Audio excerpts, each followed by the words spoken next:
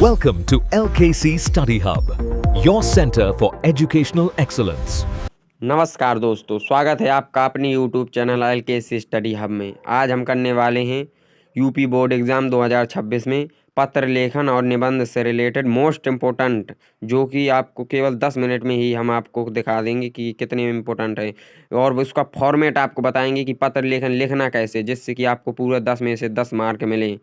निबंध में और पत्र लेखन में 6 मार्क जो कि मिलते हैं। दोनों का हम बिल्कुल सेम फॉर्मेट बनाएंगे। आप अंदर कुछ भी रिलेटेड जो जिसके रिलेटेड आए, मतलब फॉर्मेट सभी के सेम ही रहता है। सो आप फॉर्मेट को याद रखें और जो भी उसमें मतलब जिसके रिलेटेड आए उसका आप कंटेंट उसके अंदर अप्लाई कर दें। आपको पूरा का पूरा नंबर मिलेगा, एक भी कोई नहीं काट सकता। सो चलते हैं अपन वीडियो की तरफ। अब हम पूरा वीडियो अवश्य से देखें। आपको पूरा वीडियो देखने के बाद आपको एक एक मतलब याद बस केवल कर लेना, ये की पॉइंट केवल याद कर लेना। आप समझ लीजिए पूरा आपको इससे बन जाएगा। तो चलते हैं वीडियो की तरफ।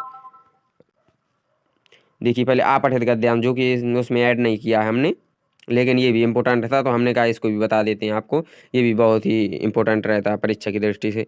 तो देखो, परिभाषा और उद्देश्य, ये जो मेन चीज़ होती है इसमें, परिभाषा और उद्देश्य, जो कि ये उसी में लिखा रहता है। ये कोई ऐसा मतलब वो नहीं है, कठिन नहीं होता है ये। मतलब उसी आप पढ़ के जैसे गद्यांश पद्यांश रहते हैं उसी तरह उसी में उसी क्वेश्चन का आंसर उसी क्वेश्चन में ही छिपा रहता है, जो पैराग्राफ दिया होता है। यह एक ऐसा गद्यांश होता है जो कि निर्धारित पाठ्यक्रम से नहीं लिया गया हो, मतलब जो आपने पहले पढ़ाना होगा उससे लिया, जो कि कहीं से भी उठा लेते हैं ये लोग।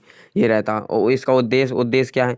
छात्रों की अर्थ ग्रहण क्षमता, चिंतन शक्ति और भाषाई कौशल का परीक्षण करना इसका प्रमुख उद्देश्य रहता है, जो कि इसमें बताया गया है। हल करने की रणनीति, हम आपको हल करने की रणनीति बता रहे हैं। क्या बता रहे हैं? हल करने की रणनीति बता रहे हैं। हल करने की रणनीति बता रहे हैं। चलते हैं पॉइंट 1 पर। किसमें? पॉइंट 1 पर। गद्यांश को कम से कम 2 बार ध्यानपूर्वक पढ़ें। 2 बार ध्यानपूर्वक आपको पढ़ना है। दूसरा बिंदु है मुख्य बिंदुओं और कठिन शब्दों को रेखांकित करें। जो दूसरा बिंदु कह रहा है वो ये कह रहा है कि जो कठिन वर्ड हो या इंपॉर्टेंट वर्ड आपको लगे उसको आपको अंडरलाइन कर लेना है। तीसरा पॉइंट ये कह रहा है कि प्रश्नों को पढ़ें और उनके उत्तर गद्यांश में खोजें। पहले क्वेश्चन को पढ़ें, ये बहुत इंपॉर्टेंट है। आपको पहले गद्यांश नहीं पढ़ना है, उससे आपको कोई लाभ नहीं होने वाला। इसलिए आप पहले क्वेश्चन को पढ़ें, भले ही पहला क्वेश्चन ही पढ़ें, उसके बाद गद्यांश को 2 बार दोहराएं, तो आपको स्वतः ही उन क्वेश्चनों का आंसर गद्यांश में दिख जाएगा। यदि आपने गद्यांश पढ़ लिया तो आप जब क्वेश्चन पढ़ेंगे फिर आपको गद्यांश, इससे टाइम वेस्टिंग होगी। और आप ये बात अच्छे से समझ रहे होंगे कि यूपी बोर्ड में एक एक टाइम बचाना बड़ा ही इंपॉर्टेंट काम है, और जिसमें से हिंदी विषय में, क्योंकि हिंदी सब्जेक्ट एक लेंदी सब्जेक्ट होता है जिसमें समय की बहुत आवश्यकता होती है, इसलिए इसका विशेष ध्यान रखें। चलते हैं अगले की पॉइंट में 4। उत्तर अपनी भाषा में संक्षिप्त और सटीक लिखने की कोशिश करें। जरूरी नहीं कि आप सेम टू सेम जैसे उसमें आपको मिल गया पैराग्राफ में तो उसी को नहीं उतारना, आपको कुछ चीज़ अपने से जोड़ देना है। मतलब उससे आपको हिंट ले लेनी है कि इसमें क्या बताना है और इसको क्या बताना चाहिए, क्या मांग रहा है क्वेश्चन। बाकी अपने वर्डों में, अपने शब्दों में उसको डेफिनाई करना है। सो अपने वर्डों में आप उसको विस्तृत कर सकते हैं, जो भी जितने नंबर का है उसी के हिसाब से। चलते हैं अगले पॉइंट में, जो कि 5वां पॉइंट हमारा है। शीर्षक यानी टाइटल गद्यांश के मूल भाव पर आधारित होना चाहिए। ये विशेष ध्यान, जो शीर्षक लिखते हैं उसी से गद्यांश का रिलेटेड होना चाहिए, कहीं बाहर का नहीं लिख देना।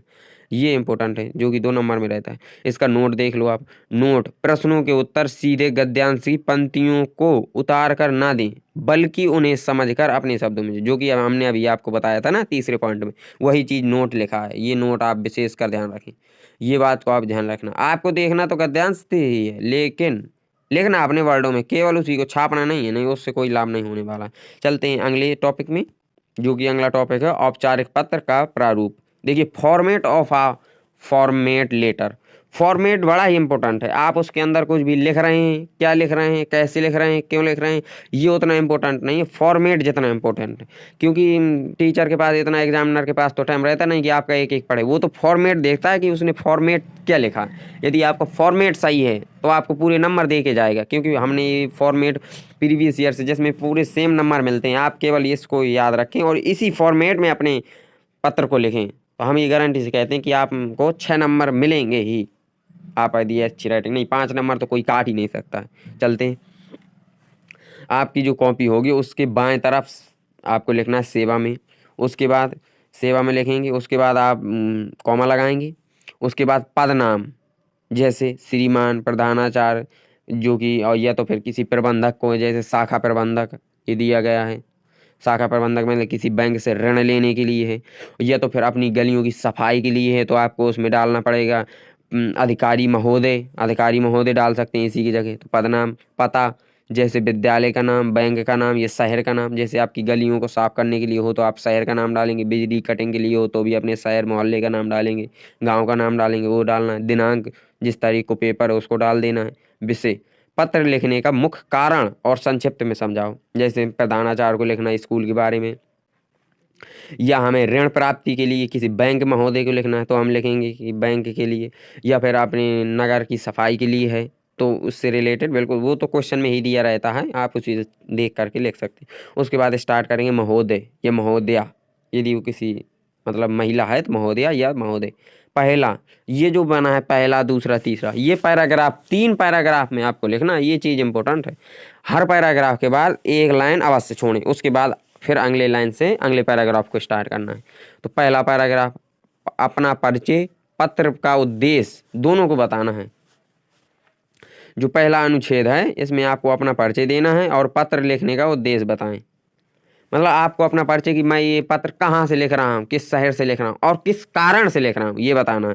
दूसरे अनुच्छेद में बताना है मुख्य समस्या और निवेदन तथा विवरण विस्तार से लिखिए। दूसरे में आपको अपनी समस्या का विस्तार करना है, मतलब समस्या क्या है उसको थोड़ा विस्तृत जानकारी देता है कि कहाँ है, किस कारण से ये होती है, मतलब इससे ऐसा हो जाता है तो इसके लिए विस्तृत निवेदन। और फिर बाद उसका जो पैराग्राफ दूसरा खत्म होने वाला है तो उसमें आपको थोड़ा सा निवेदन भी करना है। और तीसरा जो अनुच्छेद है उसमें लिखना, अतः आपसे निवेदन है कि आप इसके मतलब ये समाधान कर दीजिए। मतलब इसका जैसे ये है समस्या है तो इसका ये समाधान आप कर दीजिए, ये हमारा आपसे निवेदन है। अतः आपसे निवेदन है कि आप ऐसा ऐसा कर दीजिए। समापन और अपेक्षा व्यक्त कर दीजिए। समाप्त और अपेक्षा की आपकी इच्छा क्या है, आप क्या चाहते हैं ये बताना। उसके बाद आप लिखेंगे धन्यवाद सहित भवदीय या प्रार्थी, तो आप भवदीय लिख दीजिए जो कि अच्छा लगता है थोड़ा।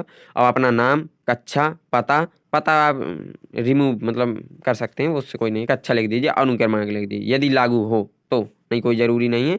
आप केवल भवदीय, अपना नाम और कक्षा डाल दीजिए, बस हो गया। ठीक है, पता में XYZ डाल सकते हैं, पता डाल दीजिएगा। नोट, ये विशेष कर ध्यान रखना, आप नोट को विशेष कर ध्यान रखना। पत्र लिखते समय कोई और बाईं ओर नोट, पत्र लिखते समय बाईं ओर का ध्यान रखें।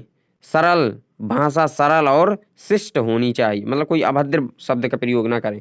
और दूसरा चीज़ ये आपको विशेष ध्यान रखनी है कि पूरे लेटर में बाईं साइड में सिटा कर लिखना है, दाईं साइड को नहीं लिखना है। आगे से कोई भी स्पेस नहीं होना चाहिए। हर जो लाइन अगले लाइन में स्टार्ट हो वो हर वर्ड की नीचे से स्टार्ट होना चाहिए, ये इस चीज़ का विशेष ध्यान रखना। बाएं साइड से बिल्कुल सिटा के लिखना है। ठीक है, तो चलते हैं अगले टॉपिक में अपन, जो कि हमारा अगला टॉपिक है निबंध की रूपरेखा या संरचना, structure of an essay, UP board के लिए। ठीक है, ये 9 अंक का रहता है, बहुत ही महत्वपूर्ण और इम्पोर्टेंट है। तो इसका शीर्षक हम आपको दिखाते हैं। इसका शीर्षक जो है, शीर्षक टाइटल, प्रमुख विषय के अनुसार प्रयुक्त शीर्षक, विषय के अनुसार प्रयुक्त। तो आपको इस शीर्षक जो कि दिया गया रहेगा उसी में क्वेश्चन में आपको सीधे लिखना है प्रस्तावना। क्या लिखना है? प्रस्तावना लिखना है। प्रस्तावना या भूमिका जिसे कहते हैं। विषय का संक्षिप्त परिचय, शुरुआत में कोई सूक्ति या उद्धरण ना करें, मतलब ये ना करें, केवल आपको उसका विषय का संक्षिप्त परिचय दे देना कि क्या कैसा है, क्या है, किसके बारे में हम लिख रहे हैं। उसके बाद आपको चलना है विषय विस्तार, इसमें आपको विस्तार से बताना, विभिन्न पैराग्राफों में हेडलाइनिंग के साथ लिखना। और एक चीज़ हम अपनी तरफ से जो बता रहे हैं बहुत ही इंपॉर्टेंट है, क्योंकि हमने इसको अप्लाई भी किया है, तो ये हम आपको बता रहे हैं। आपको केवल निबंध के लिए केवल आपको हेडिंग याद कर लेनी है, हेडिंग, क्योंकि अंदर का कंटेंट नहीं देखता, वो तो हेडिंग देखता है। यदि आपने हेडिंग में नहीं लिखा तो आप चाहे 5 पेज भर लें चाहे 6 पेज भर दें, उससे कोई विशेष फर्क नहीं पड़ता है। जब तक आप हेडिंग बाई हेडिंग नहीं लिखेंगे तो कोई मतलब नहीं निकलता, चाहे आप जितने भी पेज भर दें, क्योंकि पेज भरने से वो केवल जैसे 9 नंबर का है तो आपको 5-6 नंबर दे देगा। लेकिन यदि आपने पूरी हर हेडिंग लिखी, कम से कम 8-9 हेडिंग यदि आपने डाल दी, या 6-7 हेडिंग भी डाल दी, तो आपको पूरा नंबर दे के जाएगा। 1-2 नंबर चाहे वो काट ले, एक भी नंबर नहीं काटता है। ठीक है, तो आप हेडिंग जरूर विशेष ध्यान रखें, हेडिंग याद कर लें हर चीज़ की। विषय वस्तु, नंबर का अर्थ तात्पर्य लिखना है, नंबर ख कारण और समस्या बतानी। नंबर ग प्रभाव और परिणाम, हानि लाभ बताना है। नंबर ग उपाय और समाधान बताना, और लास्ट में उसको उपसंहार यानी निष्कर्ष बता दीजिए। हो गया। सो अब चलते नोट, जो कि ये बहुत ही इंपॉर्टेंट है। नोट को विशेष ध्यान रखें आप, क्योंकि नोट इज वेरी इंपॉर्टेंट चीज़, ठीक है। नोट को विशेष ध्यान रखना। चलते हैं अगले में। नोट को आप देख लीजिए। निबंध में हेडिंग का प्रयोग अनिवार्य रूप से करें। हम ये अभी हमने आपको बताया ना हेडिंग का क्या महत्व है। हेडिंग, निबंध में हेडिंग का प्रयोग अनिवार्य रूप से करें। प्रत्येक प्रमुख बिंदु के लिए नया पैराग्राफ बनाएं। शब्द सीमा लगभग 300 से 400 शब्द का ध्यान रखें, ये ध्यान रखें। और ये आप विशेष ध्यान रखें, जैसे आपने एक हेडिंग आपकी समाप्त हो गई तो आप उसी के आगे से नहीं लिखना, आपको कम से कम 1 या 2 लाइन छोड़ देना है, उसके बाद दूसरी हेडिंग डालनी है, और फिर वो हेडिंग डाल के उसके नीचे से आपको करना। यदि आप ये चाहते हैं कि इसके लिए कोई एग्जाम्पल के तौर पर कोई किसी विषय पर एक डिटेल पूरा लिख कर आपको दिखवाएं हम निबंध, तो आप हमें कमेंट कर सकते हैं। हम उसके लिए एक प्रॉपर वीडियो बना देंगे, जिसमें आपको पत्र, निबंध, 1-2 जो इम्पोर्टेंट हैं वो लिख कर पूरा दिखा देंगे आपको कि किस तरह से आपको लिखना है। मतलब किसी भी टॉपिक पर एक जो इम्पोर्टेंट है उसमें आपको बता देंगे किस तरह आपको रूपरेखा लिखनी। और दूसरी चीज़, एक चीज़ आपको और ध्यान रखनी, जब आप निबंध लिखना है तो ऊपर आपको डाल देना निबंध, और आप जितनी हेडिंग अंदर बनाना है आपको, उन सभी हेडिंग को पहले ही पेज में ही आपको लिख देना। नंबर 1 ये हेडिंग, यदि उसकी उप हेडिंग है तो उसके बाद आपको रोमन गिनती में लिख देना। ये चीज़ आप विशेष ध्यान रखें। जैसे आपने लिख दिया नंबर 1, आपने लिख दिया नंबर 1 रूपरेखा, नंबर 2 3 4, अब जैसे 1 की कोई है तो 1 लिख देना, उसके बाद रोमन गिनती में लिख देना, फिर ऐसे 2 रोमन गिनती में लिख देना, फिर दूसरी हेडिंग स्टार्ट करनी। तो इस तरह का आप विशेष ध्यान रखना है आपको, इस तरह से आपको लिखना है 1 2, ठीक है। तो यदि 1 है तो 1 का रोमन गिनती, इस तरह से ये पहले पेज में केवल इनको ही लिख दें। उसके बाद फिर आप स्टार्ट करें किससे, प्रस्तावना से। इससे इंप्रेशन बना रहता है और एग्जामिनर को ये भी पहले से पता चल जाता है कि आपने अपने निबंध में किन किन हेडिंगों का प्रयोग किया, तो आपको पहले देख के ही वो नंबर दे देगा। सो आपको ये वीडियो कैसा लगा आप कमेंट करके हमें ज़रूर बताएं।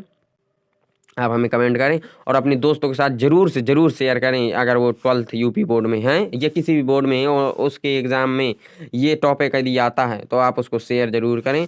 आशा है कि आपको ये वीडियो बहुत अच्छी लगी होगी, और हमारे चैनल को आप लाइक करें, सब्सक्राइब करें और अपने दोस्तों के साथ शेयर करें। मिलते हैं किसी नेक्स्ट वीडियो में किसी नेक्स्ट टॉपिक के साथ। जब तक के लिए जय हिंद, जय